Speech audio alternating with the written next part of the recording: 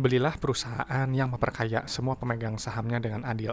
Janganlah membeli perusahaan yang hanya memperkaya pemegang sahamnya yang merangkap sebagai komisaris dan direksi. Oke, jumpa lagi dengan Edwin di channel analisis laporan keuangan. Untuk kali ini saya mau bahas Unilever Indonesia. Ya, udah 2025 Q3 nih sekarang, nggak kerasa. Oke, jadi UNVR ini menarik atau enggak nih di kinerja yang sekarang? Oke, kita lihat ya bersama-sama. Jadi kita disclaimer dulu, jadi video ini disusun oleh saya, Edwin, dengan tujuan sharing analisis dari sudut pandang pribadi saya. Jadi isi materi ini sifatnya hanya edukasi dan informasi umum, ya, bukan rekomendasi investasi, dan tidak dimaksudkan sebagai ajakan beli, jual, atau hold saham yang dibahas, ya, UNVR.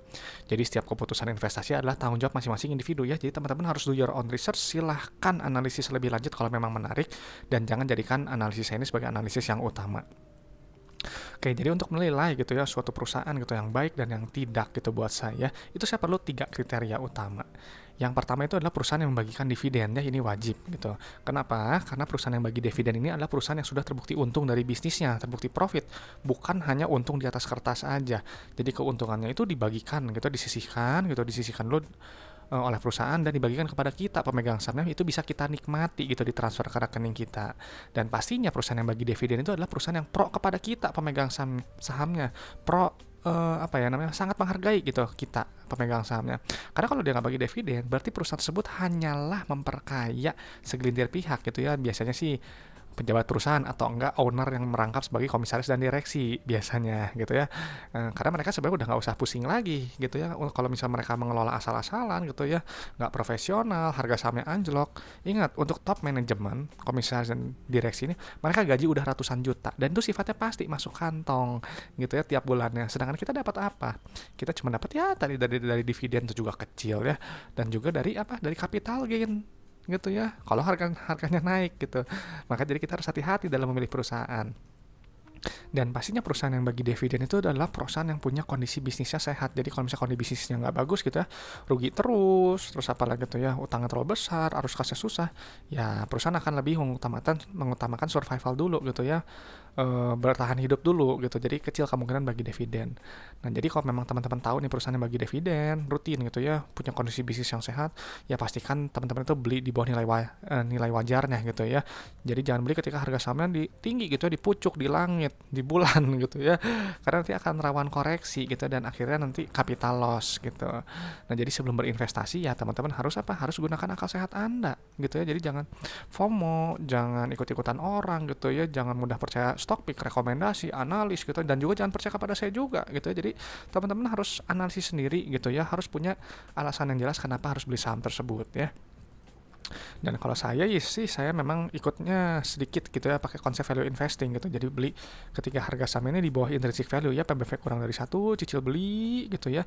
Lalu ketika udah PBV mencapai satu lagi atau apa namanya, mendekati satu lah gitu ya saya take profit gitu ya, selesai gitu ya, atau hold lebih lama kalau memang kinerjanya bagus gitu. Jadi kalau misalnya dilihat di sini gitu ya, di tabel, misalnya saya belinya di 0,85, ya profit cuma 17%, beli di 0,75, ya profit 33% gitu ya, dan seterusnya. Jadi memang yang saya lakukan ini memang apa ya, lambat gitu ya, nggak cari yang multi bagger, nggak cari yang ratusan persen gitu ya. Jadi salah kalau misalnya teman-teman gitu ya, ada yang komen gitu, suruh tunjukin portofolio, lah ngapain gitu ya, karena lambat gitu saya, nggak kayak yang lain gitu. Jadi boleh cari aja gitu ya referensi yang lain gitu, yang biasa memang portofolionya naiknya cepat gitu ya. Nah, jadi kalau saya ya prinsipnya gimana, ya prinsipnya harus sabar gitu ya, harus berorientasi jangka panjang gitu. Jadi nggak bisa kita sebulan, 2 bulan, 3 bulan untungnya besar, enggak gitu ya. Kalau saya, sepengalaman saya, biasanya setahun sampai 3 tahun baru bisa panen gitu ya, agak lama memang gitu. Nah, jadi memang ini gitu ya, selain berorientasi jangka panjang ya, kita memang harusnya fokus pada value gitu ya, dan ini sifatnya subjektif dan relatif. Jadi kalau teman-teman nggak pakai PBV gitu, saya kan pakai PBV gitu ya. Jadi saya fokusnya di book value, update tiap 3 bulan sekali dari laporan keuangan terbaru, lalu menentukan entry price-nya. Nah, kalau teman-teman nggak pakai PBV, misalnya pakai apa ya, pakai DCF gitu ya, pakai DDM, pakai GARP gitu, atau pakai enterprise value, pakai price to sales gitu ya, silahkan gitu ya, sama aja gitu ya. Karena kan cari yang metode valuasi yang memang cocok untuk teman-teman gitu. Dan kenapa saya sampaikan gitu seperti ini, karena harga saham itu pada akhirnya akan mencerminkan kinerja perusahaan dalam jangka panjang gitu ya. Jadi ketika banyak karena kalau jangka pendek gitu ya, harga saham itu nggak ada hubungan sama kinerja perusahaan gitu ya. Jadi banyak perusahaan yang buruk ya digoreng naik juga jangka pendek banyak gitu ya. Teman-teman pasti sering lihat setiap harinya gitu ya. Tapi toh ketika mereka digoreng naik nanti pada akhirnya juga akan kembali lagi ke kinerjanya. Kalau memang kinerja buruk gitu bermasalah ya nanti juga akan parkir lagi di gocap gitu ya, atau mungkin lebih rendah dari 50 gitu ya. Karena ketika dicek gitu ya, sepengalaman saya dari perusahaan-perusahaan yang harganya 50 atau lebih rendah, biasanya kebanyakan tuh perusahaan bermasalah gitu ya. Dan akhirnya banyak perusahaan banyak investor yang nyangkut gitu, udah nyangkut baru marah-marah di media sosial gitu ya. Jangan sampai kita jadi salah satunya. Nah, jadi kalau saya gitu ya, saya pakai sedikit dari fundamental gitu ya, laporan keuangannya aja, sedikit rasio, dan tadi valuasi saham gitu, pakai PBV aja, simple gitu ya. Dan makanya kenapa buat saya yaitu wajib paham laporan keuangan gitu ya. Karena dari neraca, laba rugi, dan arus kasnya ini nanti kita tahu gitu cerita tentang si perusahaannya gitu, lagi sehat atau lagi sakit gitu ya. Dan ingat ya, laporan keuangan ini gak berlaku juga untuk yang perusahaan non TBK juga gitu aja. Kalau ada perusahaan yang dia private gitu ya, terus pegang nih ya laporan keuangan, itu tuh itu kita bisa tahu gitu ya. Dan makanya penting gitu kalau buat saya, karena nanti akan muncul 7 ciri perusahaan sehat gitu ya, versi Edwin, versi saya ini kalau pakai ini pos-pos keuangan yang ada gitu, yang bisa saya pakai gitu ya. Apa aja ya, ini bisnisnya sehat ya, uang kasnya nyata, ada likuiditas yang cukup, keberlangsungan operasi yang baik, itu bisa bayar dividen, nggak bergantung utang terlalu besar, bertumbuh, berekspansi jangka panjang, dan juga menjaga kepercayaan kita investornya dan juga kreditornya ya, pemberi pinjamannya.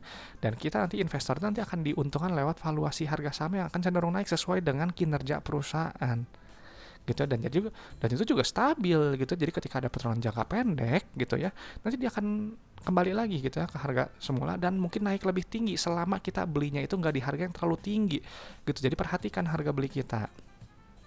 Nah, jadi nanti si UNVR ya seperti biasa ya akan kita screening ya dengan ini aja syaratnya ya, dividen, saldo laba, PBV, PER, dan pola arus kasnya. Cuman ya memang kalau Unilever sih udah jelas ya dia di atas 1 gitu ya. Jadi udah bisa ditebak lah ya gitu. Nah, jadi nanti akan dipindahkan gitu ya ke Excel seperti ini gitu ya. Nah, teman-teman bisa download gratis ya. Linknya ini ada di deskripsi video ya. Passwordnya ALK Edwin. Nah, ya udah gitu ya. Kita langsung aja cek ke bagian laporan keuangan ya, di neracanya dulu ya. Ini pastikan dulu ya udah bener ya, 2025 Q3. Oke ya, satuannya jutaan. Oke, udah benar ya. Nah, ini dari laporan dividen, saya udah tahu ya gitu ya. Perusahaan ini setahun 2 kali bagi dividen gitu ya. Dia berarti menarik gitu ya, menarik lolos screening karena perusahaan ini memang sudah terbukti untung gitu dari bisnisnya. Gitu udah jelas gitu ya, untungnya bisa dinikmati oleh kita gitu ya, ditransfer ke rekening kita setahun 2 kali gitu ya, interim dan kas gitu. Jadi keuntungan nggak cuma keuntungan di atas kertas aja. Kan banyak ya perusahaan yang itu ngaku-ngaku untung besar tapi nggak bagi dividen. Ya buat saya sih mungkin keuntungan di atas kertas aja. Itu ya cuma kembali ya, berbeda-beda gitu ya pendapatnya. Nah, lalu yang dipindahkan adalah kas tarakasnya yang ini yang harus dipindahkan. Nah, kenapa kas tarakas ini harus dipindahkan? Karena kas tarakas ini adalah uang yang berada di dalam dompet perusahaan. Jadi total uangnya ini gitu ya. Uangnya ini digunakan untuk apa? Untuk bayar operasional, bayar ekspansi usaha, dan juga bayar pinjaman ke bank kalau ada gitu. Jadi ini penting sekali. Kalau nilai terlalu sedikit, ya ini bisa terganggu. Ya salah satu atau ketiganya. Kalau nilainya terlalu besar, berarti perusahaan itu memupuk kas yang besar gitu ya, dan mungkin bingung juga mau diapain gitu ya. Dan itu sebenarnya agak merugikan kita gitu ya, karena kas terlalu besar untuk apa? Kenapa nggak bisa dinikmati aja oleh pemegang sahamnya? Caranya gimana? Ya bisa bagi dividen, atau mungkin ekspansi usaha, atau mungkin bayar pinjaman yang masih ada gitu supaya bunganya rendah gitu, atau nggak ada bunga gitu ya. Atau mungkin ya tadi buyback saham aja, simpel gitu ya. Karena kan kalau buyback saham itu kan dia mengurangi faktor pembagi gitu ya. Jadi kan si EPS sama si dividen itu jadi lebih besar, dividen per share lebih besar gitu, dan akhirnya ya kita pemegang sahamnya sangat diuntungkan gitu, simpel aja ya. Dan lalu kita langsung cek ke bagian ini ya, ekuitas. Nah, ini yang dipindahkan itu adalah saldo laba ya. Nah, yang ini. Nah, saldo laba ini penting gitu ya. Kenapa? Karena saldo laba ini adalah total akumulasi keuntungan yang telah dihasilkan perusahaan semenjak perusahaan ini pertama kali berdiri sampai sekarang 2025 Q3. Gitu ya. Jadi si Unilever nih, si UNVR dari dulu pertama kali berdiri sampai sekarang 2025 Q3 itu telah menghasilkan total profit sebesar 3,4 triliun. Dan ingat ya, saldo laba ini di luar dividen yang dibagikan. gitu. Jadi kalau perusahaannya dia rugi terus, dia nggak ada saldo laba gitu, adanya akumulasi kerugian atau defisit gitu ya. Kalau saya, di mata saya, perusahaan yang saldo labanya negatif itu adalah perusahaan yang bermasalah gitu, karena nggak pernah untung ya, terlepas harga saham itu digoreng naik gitu ya, naik tinggi, saya nggak peduli gitu ya. Jadi kalau saya fokusnya perusahaannya dulu ya, bagus dulu, baik dulu, nggak sehat dulu, nggak gitu ya, baru nanti masalah harga gitu, masuk atau enggak. Nah setelah itu langsung cek ke bagian ekuitas pemilik ya, yang ini nih, ini kan nggak ada KNP ya, kepentingan kepandali, jadi nolin aja, kita pindahin angkanya. Nah ini lucu ya, lucu kenapa? Bukan lucu, tepatnya menarik. Karena apa? Ini, lihat ada rasio saldo laba terhadap modal awal. Ini nilainya negatif gitu. Kok bisa? Lihat tuh, saldo labanya lebih besar daripada total ekuitas. Kenapa bisa? Ya, jeng jeng jeng. Nah ini, karena ada treasury ya, faktor pengurang modal gitu. Perusahaan yang punya treasury yang tadi ya, mengurangi jumlah saham beredar, kita mengurangi faktor pembagi untuk earning per share dan juga dividen per share-nya gitu ya. Perusahaan ada saham treasury-nya itu perusahaan yang bagus buat saya ya, ada menguntungkan pemegang sahamnya gitu, salah satu ciri ya. Nah lalu kalau negatif gitu ya, ini gimana nih? Karena gini, ini pentingnya untuk melihat total keuntungan perusahaan yang telah dihasilkan perusahaan dari modal awalnya. Kalau misalnya di 2024 Q3 ya, si Unilever ini telah menghasilkan total profit itu 11,4 kali modal gitu. Tapi kalau ini sekarang negatif, ya udah kita sesuaikan aja, pakai rumusnya kan saldo laba terhadap modal awal gitu. Nah saldo laba dibagi dengan modal awal yang mana, ini ya, nih modal saham dan tambahan modal disetor, dijumlahkan aja gitu, jadi disesuaikan dulu. Ini yang akurat sebenarnya rumusnya. Nah ini 20 kali gitu ya, artinya Unilever dari dulu sampai sekarang telah menghasilkan total profit itu sebesar 20 kali modal awalnya. Sudah terbukti untung, terbukti profit, perusahaan bagus, luar biasa gitu ya. Dan ini memang secara PBV ya dia 28,7 ya, ini nggak masuk buat saya gitu, karena saya cari yang PBV-nya kurang dari 1 ya, makanya ada potensi ruginya ya sekian gitu. Tapi ingat, jangan percaya sama ini gitu ya, karena ini dihitungnya dari PBV gitu. Kalau saya fair aja ya, perusahaan yang bagus ya akan saya bilang bagus gitu ya. Kalau masalah valuasi ya kembali ke selera masing-masing gitu kan. Kalau misalnya kita nggak pakai PBV, ini bisa aja under value gitu ya gitu. Kalau saya kan memang fokusnya pakai PBV gitu ya. Nah setelah itu kita langsung cek ke bagian pendapatan. Nah ini nilainya ya. Nah perusahaan yang bagus adalah perusahaan yang pendapatannya cenderung naik gitu ya, artinya barang atau jasanya itu relevan untuk customer, disukai customer, dibutuhkan customer, dan ini nilainya ya ada pertumbuhan sedikit ya, hampir stagnan sih, berarti ya udah mungkin mentok kali ya, segitu-segitu aja bisa jadi. Nah jadi nanti si revenue ini kan nanti dikurangi oleh harga modal barang atau jasa ya, nanti keluar laba bruto yang ini nilainya. Nah ini penting ya, kenapa? Karena si laba bruto ini untuk menilai gitu inti efisiensi perusahaan dan juga kemampuan perusahaan untuk menempatkan harga jual barang atau jasanya ini di atas harga modalnya. Jadi misalnya ini kan keluar laba kotor nih 48% gitu ya, berarti kalau teman-teman jual barang 100.000, modalnya itu 52.000 gitu ya, udah dapat laba kotor 48.000 gitu. Nah gitu, jadi penting gitu ya, makin tinggi GPM makin berarti perusahaan kan bisa mendapatkan harga barang atau jasanya kan tinggi sekali gitu ya, modalnya kecil. Nah makanya cari yang marginnya tebal kayak gini gitu, karena apa sih, gross profit ini nanti dikurangi oleh ini beban tuh ya, beban gaji, beban umum, beban pemasaran, marketing, bla bla bla, pajak, nanti keluar laba bersih ya. Ini inti dari laporan laporan laba rugi gitu, karena di berita ya memang fokusnya ini gitu ya kan, laba untung naik gitu ya, kayak gitu. Nah ini nanti keluar tuh kan rasionya ROE-nya berapa gitu, sekian. Nah dari PER juga memang dia di atas 15 ya, saya cari yang di bawahnya, di bawah 15 gitu. Ini tapi memang perusahaannya memang ini dari dulu sampai sekarang ya memang premium gitu ya, karena memang kinerjanya bagus gitu, dia profitable ya, terbukti. Nah lalu jangan berhenti di laba rugi ya, tapi langsung cek juga di arus kasnya. Ini untuk memvalidasi gitu ya manajemen penerimaan uang kas si perusahaan gitu. Caranya gimana ya, kita cek aja nih receipts from customer yang angka yang paling atas ini gitu ya. Kan si perusahaan ini, si Unilevernya kan mengaku katanya pendapatan itu 27 triliun ya. Nah tapi uang yang diterima dari customer itu 29,9 triliun tuh bagus. Ya, artinya kan kalau teman-teman jual, ya kan tuh ada rasionya nih 108 ya, 108%. Artinya kalau misalnya teman-teman jual barang 100 juta gitu ya, tapi teman-teman terima uangnya itu 108 juta, ada lebihnya.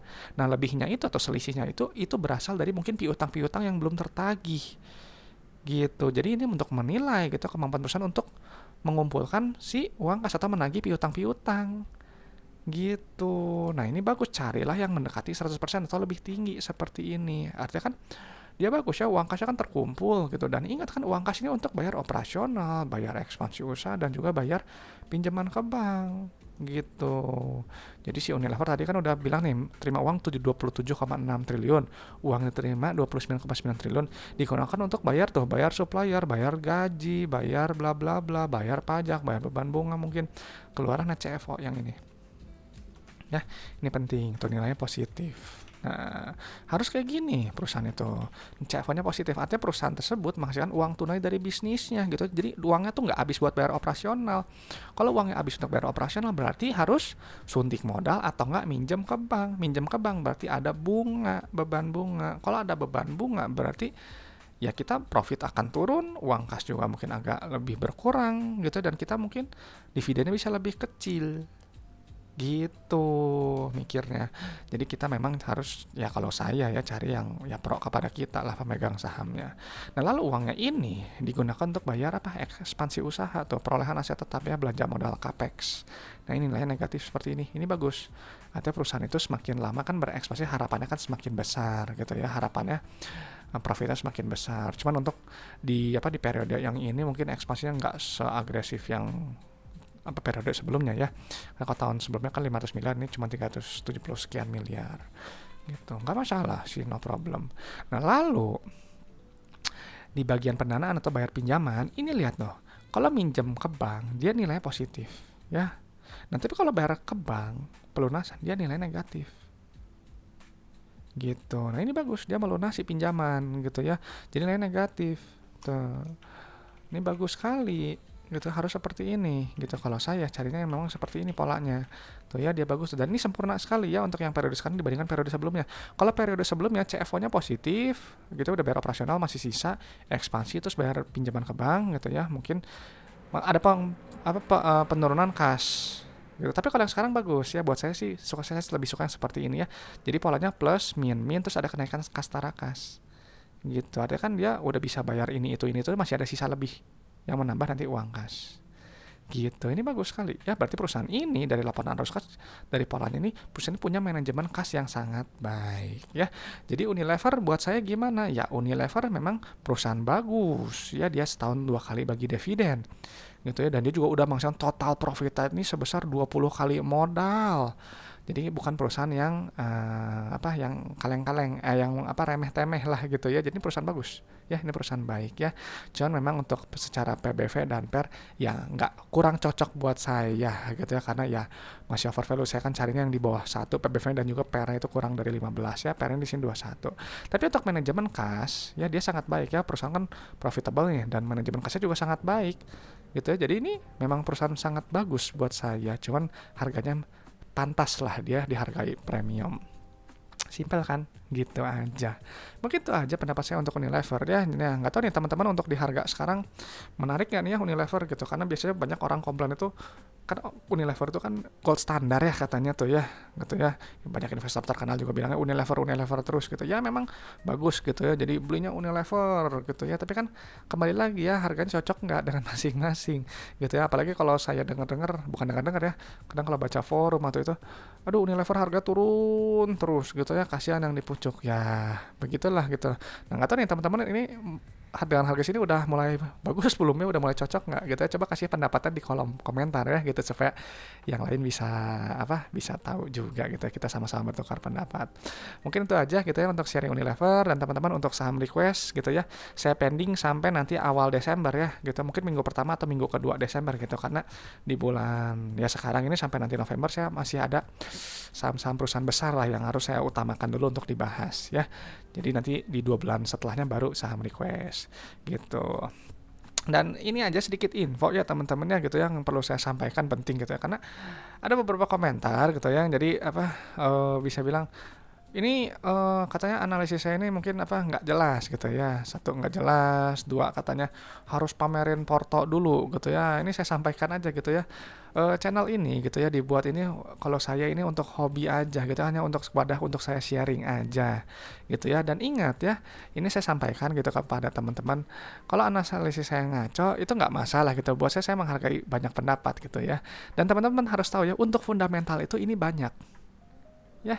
Dari outlook-nya, ekonomi makro, industri, sektor, gitu, analisis perusahaannya, gitu ya, indikator keuangan, mungkin growth-nya, atau mungkin analisis resikonya, belum regulasinya, dan lain-lain. Ini banyak.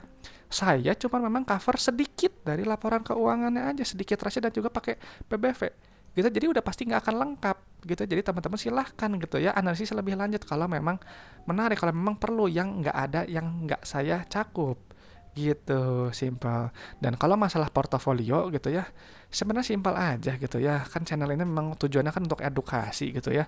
Dan bukan sebagai untuk ajang apa ya, pamer-pamer kayak gitu kan, kita sama-sama belajar gitu ya. Jadi mungkin teman-teman yang mau tanya porto, mau suruh saya pamer portofolio kurang tepat gitu ya. Mungkin cari mungkin tempat lain yang memang biasanya memang untuk bahas tentang apa, pamer portofolio gitu. Kalau di sini ya kita untuk edukasi dan kita untuk bertukar pendapat gitu ya, supaya kenapa, supaya saya dan teman-teman bisa kita sama-sama belajar gitu, semakin bijak dalam menilai suatu perusahaan gitu aja gitu ya, simple. Dan mungkin itu aja gitu ya, saya sangat menyukai gitu ya, terus terang saya memang sangat menyukai adanya perbedaan pendapat gitu. Jadi kalau ada yang nggak setuju sama saya, boleh sampaikan juga gitu ya di kolom komentar gitu, kita supaya apa, kita sama-sama belajar. Atau mungkin takutnya ada saya yang miss gitu ya, oh ada yang saya nggak lihat nih gitu, jadi nggak apa-apa, biar menarik gitu ya. Oke teman-teman, itu aja sharing dari saya Unilever gitu ya, semoga bermanfaat, semoga sekali lagi ya bisa mau apa, memperkaya pandangan teman-teman dalam menilai suatu perusahaan gitu. Oke teman-teman, saya Edwin dari channel analisis laporan keuangan. Sampai jumpa di video-video berikutnya.